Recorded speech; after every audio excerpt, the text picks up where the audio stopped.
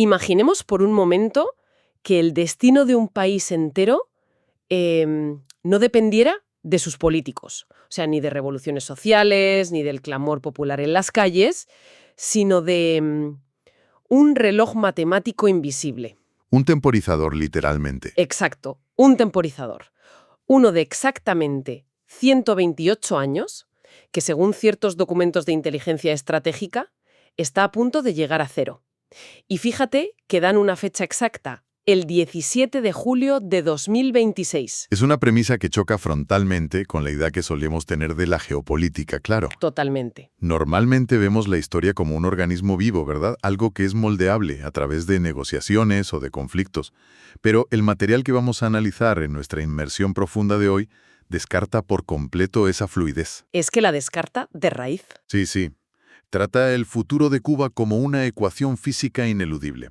Una donde las condiciones logísticas dictan el desenlace con la precisión de un mecanismo de relojería. Y nuestro objetivo de hoy es precisamente sumergirnos en esta colección de documentos que son francamente fascinantes. Sobre la mesa tenemos 3 tipos de fuentes muy concretas que trazan esa línea directa entre el pasado y este supuesto futuro inminente. 3 pilares para entender esta teoría. Exacto. Primero tenemos un análisis retrospectivo muy crudo sobre el año crítico de 1966. Segundo, un documento que desarrolla esa teoría de los ciclos históricos que fija la fecha exacta de 2026. Ajá. Y por último, un informe técnico de inteligencia que disecciona 5 modelos internacionales de cambio de régimen. Pero antes de meternos de lleno en esto... Sí, hay que hacer un alto en el camino aquí. Es vital establecer el marco de este análisis. Muy vital, sí. Quiero hacer una pausa absolutamente crucial. Porque, a ver, los textos que vamos a desglosar contienen un contenido político sumamente fuerte, así como predicciones militares directas y muy contundentes. Muy tajante, sí. Por eso, la misión de este espacio no es, bajo ningún concepto, tomar partido. No estamos aquí para respaldar ninguna ideología, ni de izquierdas ni de derechas, ¿vale? Claro, nuestro papel no es ese. Ni tampoco para validar o dar por ciertas las predicciones de estos analistas. Nuestro único propósito, para quienes nos escuchan, es informar de manera objetiva, imparcial y estrictamente analítica sobre los datos. Sobre las teorías y las mecánicas exactas que exponen las fuentes, nada más. Somos exploradores de la información contenida en estas páginas. Exactamente. Yo estoy súper comprometida con mantener esa neutralidad hoy. Y yo también. Estoy convencido de que mantener esa distancia analítica nos permite diseccionar cómo razonan realmente estos estrategas. Porque, a ver, para entender cómo las fuentes justifican el final de un sistema, exigen primero comprender cómo se ensambló. Claro, hay que ir al origen. Eso es. Y todo el análisis retrocede a un punto de inflexión muy particular, que es la consolidación institucional de mediados de los años 60, orbitando sobre todo alrededor del año 1966. Ese momento fundacional es clave en el texto. Los documentos recuerdan que en octubre del 65, el movimiento 26 de julio se transforma oficialmente en el Partido Comunista de Cuba, adoptando ya la línea marxista-leninista. Y lo que resulta interesantísimo de la lectura es cómo describen la inmensa dualidad de esa época. La contradicción es tremenda. Muestran 2 caras de la misma moneda operando simultáneamente. Por un lado, detallan las masivas campañas de alfabetización y los programas de reestructuración social. Su objetivo explícito era, erradicar la brecha histórica entre los cubanos blancos adinerados y la población afrocubana. Era una ingeniería social buscando la igualdad de base, sobre el papel al menos. Esa es la narrativa de la reforma, claro. Sin embargo, el mismo informe yuxtapone esa cara con la creación, también en ese mismo año 65, de las unidades militares de ayuda a la producción, las famosas UMAP. Que el material es súper descriptivo aquí, ¿eh? Define estos recintos en la práctica como campos de concentración de trabajos forzados. Sí, sin rodeos. Y la justificación oficial, documentada para internar a las personas allí, no era un castigo penal común, sino lo que el texto denomina textualmente, y cito, reeducación médico-política. Madre mía, esa frase. Reeducación médico-política. Tiene un peso enorme. Es escalofriante, sí. Sugiere que la disidencia no se veía solo como un problema legal, sino casi como una patología, ¿sabes? Algo que debía curarse físicamente. El lenguaje utilizado revela toda la mecánica del control absoluto. Las fuentes detallan que el objetivo de la SUMAP era extirpar los valores, entre comillas, burgueses o contrarrevolucionarios. Así que metían allí a disidentes políticos, religiosos, homosexuales. A cualquiera que no encajara.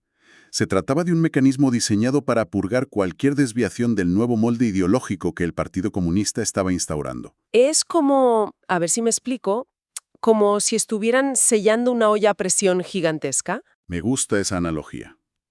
Por un lado, aprietan las tuercas del control moral, económico e ideológico para que no quede ninguna fisura dentro de la isla. Pero justo cuando la presión interna alcanza su punto máximo, Estados Unidos va y abre una válvula de escape del tamaño del estrecho de la Florida. Esa válvula de escape ilustra perfectamente la mecánica del éxodo que describen los papeles. Porque, como respuesta a esa presión interna brutal, se produce una fuga masiva.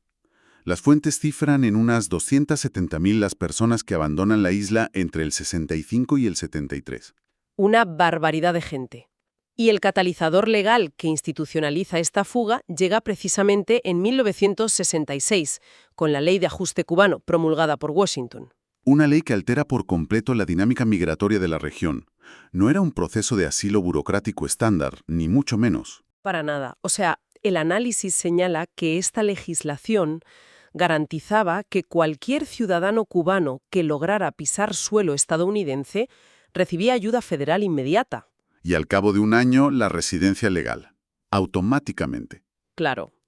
Los documentos recogen la visión del gobierno cubano de la época sobre esto, que interpretaba esta ley no como una medida humanitaria, obviamente, sino como un incentivo desestabilizador. Argumentaban que empujaba a la población a lanzarse al mar sin condiciones de seguridad, que utilizaban la migración como un arma política para vaciar a la isla de capital humano. Y es precisamente esa enorme diáspora que se asentó principalmente en Miami, huyendo de esa olla a presión, la que nos sirve de puente hacia el segundo documento de hoy.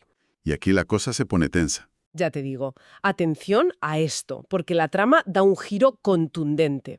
El texto titulado Documento de Análisis, el cierre del bucle, de 1898 a 2026, hace algo sorprendente. Descarta casi por completo la relevancia política actual de esos exiliados históricos. El cambio de paradigma en este segundo informe es radical, ¿sí? Abandona la ciencia política tradicional y se adentra en lo que denomina movimiento preventivo. Ajá. Su tesis central es que la geopolítica no se mueve por ideologías, sino que opera en bucles matemáticos. Argumentan que la historia de esta región responde a un ciclo exacto de 128 años. 128 años que marcan el nacimiento, apogeo, estancamiento y colapso inevitable de un régimen. Exactamente. Vale, pero detengámonos en la matemática un segundo, porque al leer esto, una se pregunta ¿de dónde sale esa cifra? No es un número elegido al azar. No, tiene su lógica interna. El documento toma como punto de partida 1898, el final de la guerra hispano-estadounidense y la caída del dominio del Imperio español en Cuba. A ese año le suman el ciclo de 128 años y el resultado es, de cajón, 2026. La lógica que sostiene esos 128 años se basa en la suma de 4 generaciones históricas de 32 años cada una. Ah, vale, lo dividen en bloques. Sí, los analistas desglosan el siglo en fases. Una primera generación de fundación tras la salida de España, una segunda de polarización y ruptura en los años 50, una tercera de consolidación del actual sistema y una cuarta generación que afronta el deterioro estructural total. O sea que ahora estaríamos en esa cuarta fase. Según esta teoría cíclica, sí. Al terminarse la cuarta fase de 32 años, el sistema sencillamente agota su energía vital. Y el texto lleva esta precisión al extremo, fijando esa fecha de caducidad definitiva para el 17 de julio de 2026. Una fecha de caducidad inamovible. Es muy fuerte. Pero lo verdaderamente incisivo de este documento no es solo la fecha, sino la crítica feroz que hace a cómo se espera que llegue ese cambio. Hablan del fin del, y cito, cuento. Sí, tildan la actuación de gran parte del exilio actual de activismo de salón. El desprecio del informe hacia las dinámicas modernas de protesta es notable. Sostienen que el destino de una nación no se decide mediante campañas virales, retórica en redes sociales o discursos desde el extranjero. Para cualquiera que pase tiempo observando la política actual, esto choca de frente con la idea de que un hashtag puede derrocar a un gobierno. Los autores de este análisis afirman directamente que muchos activistas tendrán que buscarse otro oficio. Telita con eso, ¿eh? Ya te digo, dicen que la ficción de Internet será aplastada por la realidad física y logística. Pero a ver, aquí yo tengo que plantear una objeción seria a la rigidez de esta tesis. O sea, ¿es la historia realmente una ecuación matemática tan impecable? Cae un imperio, ponemos un cronómetro de 128 años y cuando suena la alarma, cae el siguiente gobierno. Suena un poco a ciencia ficción, lo sé. ¿No es mucho más probable que estos bucles sean simplemente coincidencias, a las que nuestro cerebro, que está programado para buscar patrones, intenta darles un sentido matemático a posteriori?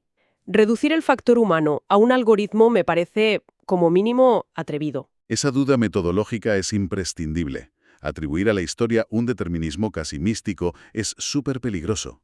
Sin embargo, la defensa que hace el documento de su propia teoría no apela a la magia ni a la astrología, ¿eh? ¿A qué apela entonces? Argumentan que el final del bucle se cumple porque la física se impone a la política. Señalan que para 2026 las condiciones materiales y el deterioro de la infraestructura alcanzarán un punto de no retorno. No es que el tiempo se acabe por decreto divino, es que las matemáticas del suministro energético sencillamente no cuadran. Vale, de acuerdo. Eso nos obliga a desgranar la cruda logística del asunto. Porque si el cambio no va a llegar impulsado por la presión de las redes sociales ni por debates filosóficos, ¿cómo justifican las fuentes que va a ocurrir esa transición? Pasamos de la teoría del tiempo a lo que el texto bautiza como una intervención por lógica pura. Ese concepto de lógica pura cambia todo el marco de referencia. El informe visualiza un escenario a corto plazo, de vacío de poder absoluto derivado de un colapso sistémico. Un apagón total, básicamente. Exacto. Describe un territorio que se queda literalmente sin una gota de combustible, sumido en un apagón crónico que paraliza la distribución de agua, de alimentos y la seguridad ciudadana. Bajo esa premisa, los estrategas afirman que pretender un cambio pacífico autogestionado es logísticamente imposible. Claro, es que me cuesta visualizar cómo se gestiona eso en la práctica. Imaginemos por un momento las primeras 24 o 48 horas de un colapso total de la red energética. Un caos absoluto. Si no hay electricidad para las comunicaciones, ni combustible para mover camiones de comida, la situación deja de ser un debate sobre el marxismo o el capitalismo. Se convierte instantáneamente en una crisis de supervivencia civil. Y es ante ese abismo logístico donde el documento introduce su plan de acción. Sostienen que el caos inevitable requerirá la entrada de una fuerza militar de estabilización. Pero entran en detalles hiperespecíficos, ¿eh? Nombra explícitamente a los marines de Estados Unidos y mencionan el uso de buques de asalto anfibio de la clase América o WASP. Unos buques inmensos, ¿eh? Su misión principal, según el texto, no sería una conquista territorial clásica, sino asegurar puertos, restablecer suministros vitales de energía y evitar un derramamiento de sangre por la competencia de recursos básicos. Esta descripción es fascinante porque rompe con todos los estereotipos. Históricamente en esta región las intervenciones se envuelven en banderas ideológicas, ¿no? Salvar la democracia o combatir el imperialismo. Claro, siempre hay un gran discurso detrás. Y fuerzas de choque que entran a reparar una infraestructura crítica colapsada, centrándose en el agua, la luz y el orden. La desideologización de la maniobra es total en estos papeles. Pero claro, también saben que el coste político de ver uniformes estadounidenses operando en solitario sería inasumible regionalmente. La imagen sería malísima. Por eso introducen la coalición del Doral. El informe detalla una supuesta reunión estratégica en Florida donde se diseñó un reparto de roles muy claro con aliados latinoamericanos. Sí, mencionan a países específicos como Argentina y El Salvador. Y a ver, tiene toda la lógica del mundo si analizamos lo que cada uno aporta a la ecuación.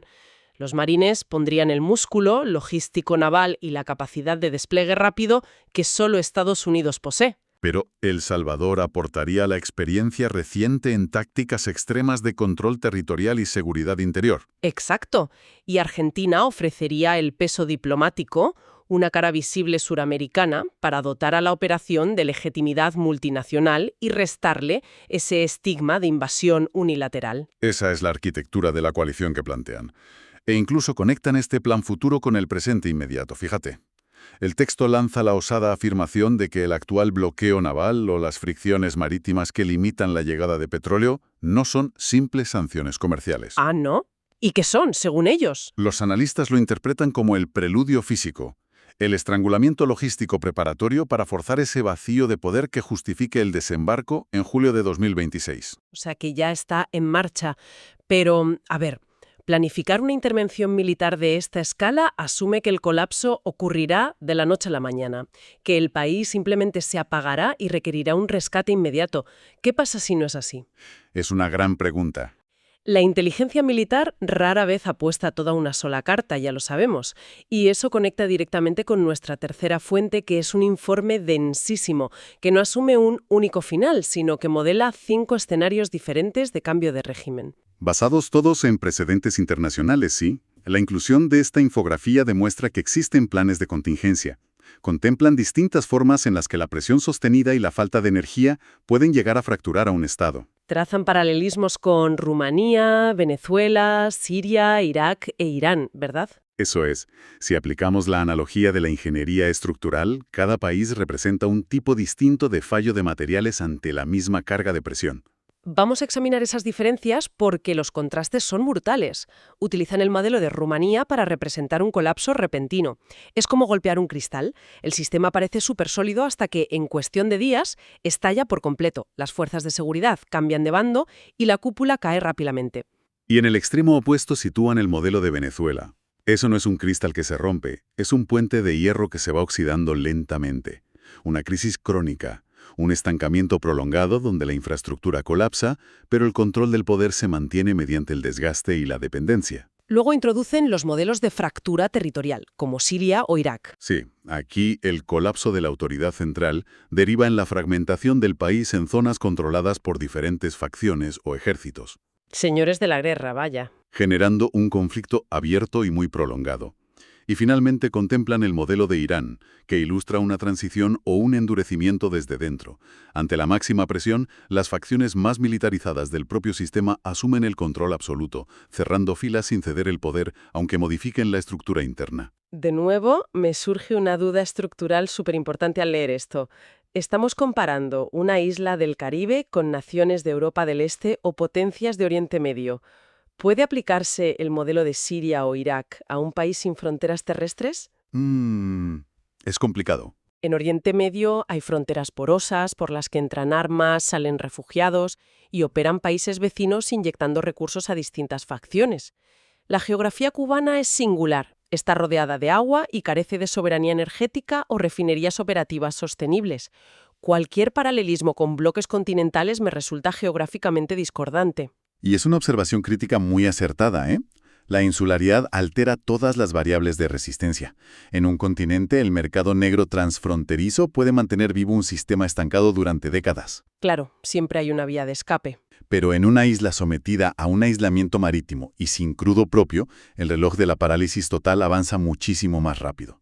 Es muy probable que los autores del análisis de los 128 años utilicen esta misma vulnerabilidad geográfica para sostener que el modelo venezolano, ese de estancamiento largo, es inviable allí. Ah, claro. Concluyen que la falta de fronteras terrestres fuerza inevitablemente el escenario del colapso súbito y la posterior intervención logística. Entonces, si recapitulamos el inmenso viaje intelectual que proponen estas fuentes hoy, vemos el arco completo de la historia convertido en logística pura. Empezamos en los años 60, observando cómo se forjó un sistema mediante una olla a presión de control social, Con esa SUMAP y las campañas de alfabetización conviviendo de forma paralela. lo que provocó que 270.000 personas huyeran impulsadas por la ley de ajuste cubano. Para luego encontrarnos con analistas actuales que descartan por completo a esa misma diáspora. Eliminan de un plumazo el peso político de la protesta ciudadana y el activismo en redes sociales. Y lo sustituyen por un determinismo matemático asombroso.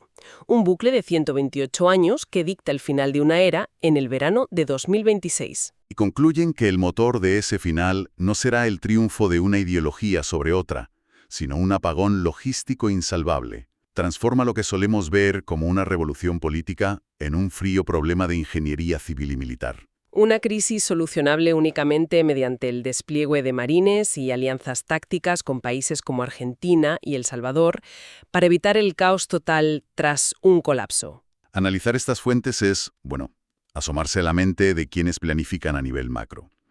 Subraya una realidad muy descarnada. Cuando las instituciones que proveen agua, luz y seguridad colapsan por completo, los despachos de inteligencia dejan de hablar de derechos civiles o de reformas democráticas. Todo se reduce a física, a contención de daños y a operaciones militares de estabilización. Es una visión del mundo que aparta la voluntad humana para centrarse exclusivamente en los engranajes de la supervivencia. Y analizarlo nos deja con una idea bastante inquietante rondando la cabeza para terminar. Si decidimos jugar con esta teoría de los ciclos matemáticos... Que ya es mucho jugar, ¿eh? Sí, pero si asumimos por un momento que la geopolítica realmente avanza en bucles de 128 años con fechas de caducidad fijadas desde las cenizas de antiguos imperios, uno se pregunta qué otras naciones, qué otros conflictos alrededor del mundo están ahora mismo atrapados en un bucle histórico invisible. Da que pensar, desde luego. Podemos plantearnos qué otros relojes están a punto de llegar a cero en este preciso instante sin que absolutamente nadie en el planeta se esté dando cuenta. Es sin duda algo para darle una buena vuelta. Hasta aquí nuestra inmersión profunda de hoy. Para quienes nos escuchan, seguid cuestionando las narrativas, investigando por vuestra cuenta y, sobre todo, no deis nunca el futuro por sentado.